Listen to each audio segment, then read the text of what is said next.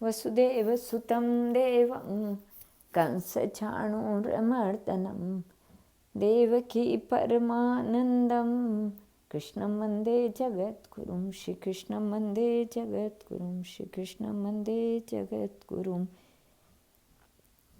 गोकुल में चारों तरफ आनंद ही आनंद छाया रहता था।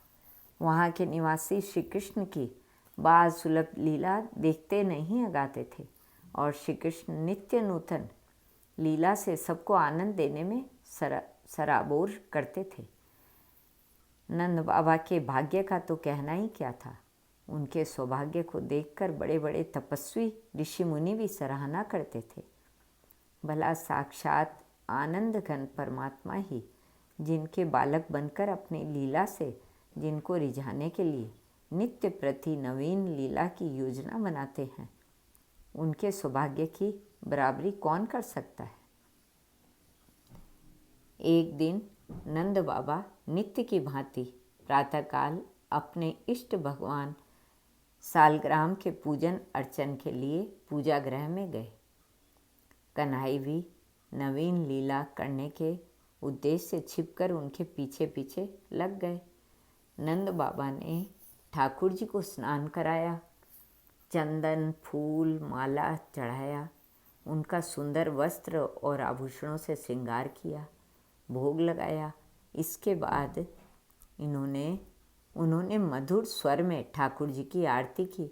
फिर आंखें मूंदकर ठाकुर जी से उन्होंने प्रार्थना करते हुए कहा, दीनानाथ, कन्हैया के सलोने मुखड़े और मधुर चितवन ने मुझ पर जादू सा कर दिया है। मैं जब कभी आपका ध्यान करता हूँ, मुझे लगता है कि कन्हैया ही कन्हैया चारों तरफ दिखलाई दे रहा है। उसे छोड़कर मुझे संसार की सारी वस्तुएं भूल गई हैं। चलते फिरते उठते बैठते मुझे सारा संसार कृष्णमय लगता है। मुझे लगता है कि मैं पूजा पाठ सब कुछ भूलता जा रहा हूँ। प्रभु, यदि मुझसे कुछ भूल हो गई हो तो मुझे क्षमा करना। यह कहकर नंद बाबा ने ठाकुर जी को बार बार दंडवत किया, फिर ध्यानस्थ होकर बैठ गए। गोपाल अभी छिपकर दूर से नंद बाबा की पूजा देख रहे थे। जब उन्होंने देखा कि बाबा ने आंखें मूंद ली, उनके मन में एक नया खेल सूझा।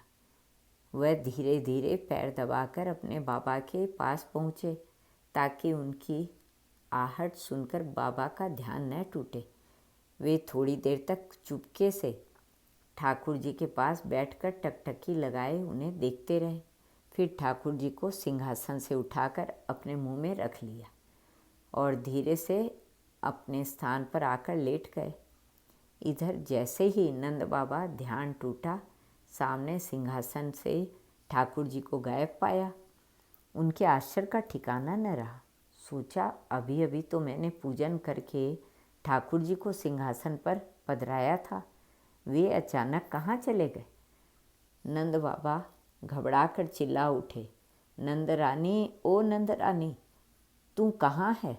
जल्दी आओ, आज तो महान आश्चर्य हो गया।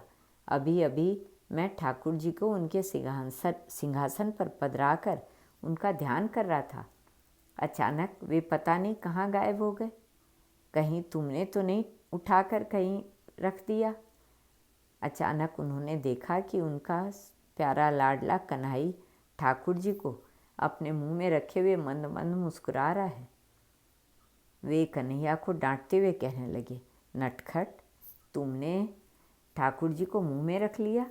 तुम इनकी महिमा क्या जानो, ये साक्षात मेरे प्रभु हैं। तुमने इन्हें मुख में रखकर इनका अपमान किया है।